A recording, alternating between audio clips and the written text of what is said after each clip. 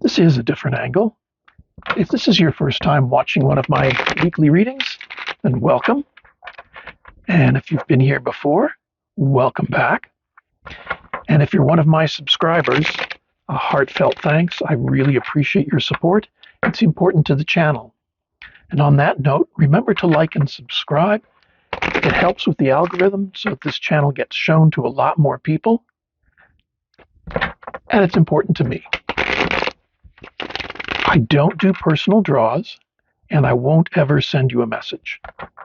So if you get an email or a DM or something that claims to be from me, it's not. It's a scam, and you should ignore it. Now, this is going to be a general reading, an overview for the week of May 23rd to May 29th. And because it's general, it may not fit for everyone in every situation. Take what seems useful, take what seems helpful, take what works for you, and leave the rest. If it fits, it fits, and if it doesn't, it doesn't, and you'll know. Don't try and force it. And with all that out of the way, let's see what's in the cards for the week.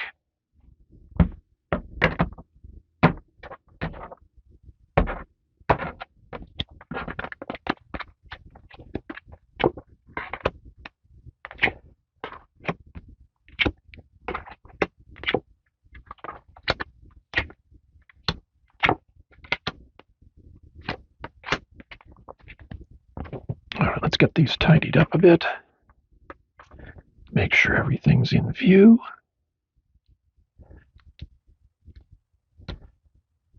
And see what we have here. With the Nine of Pentacles and the Emperor, I see that you're in a place where you get to make your own decisions, where you're strong and independent and have a certain amount of control over the situation of your life. It's comfortable, it's secure, it's a really great place. It's a thing you've worked for. It's a thing you've earned.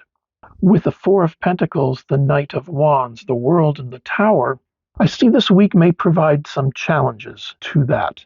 Not that it's a disastrous challenge, but that there's the completion of a cycle. And unlike when it's New Year's Eve and suddenly it's just the next day, this change, this completion of the cycle and the start of a new cycle, you're going to notice. It's going to be more than just a little blip on the horizon.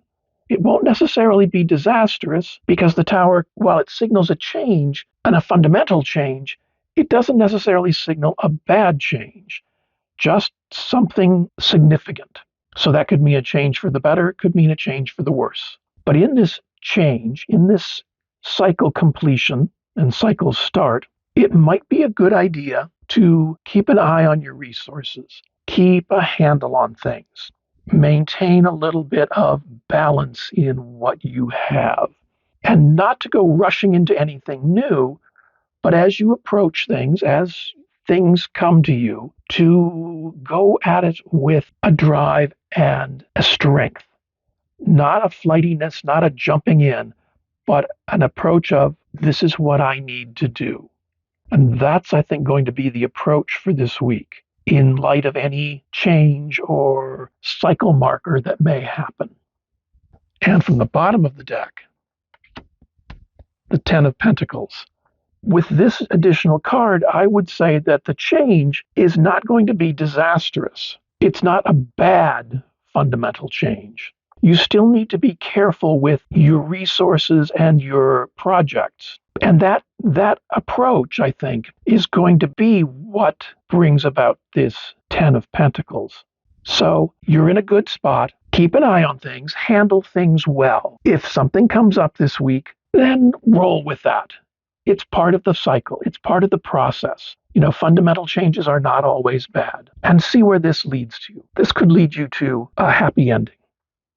Now, if this proves helpful, I'd like to ask you to subscribe and like. They're important to the channel, as I mentioned.